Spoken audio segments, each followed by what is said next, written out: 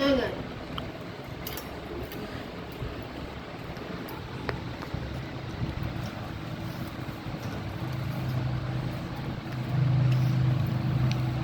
கருவாயா?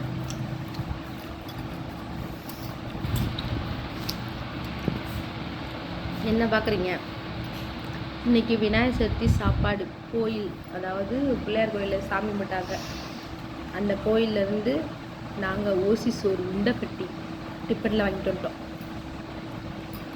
இதில் என்ன ஒரு ஆச்சரியம்னா,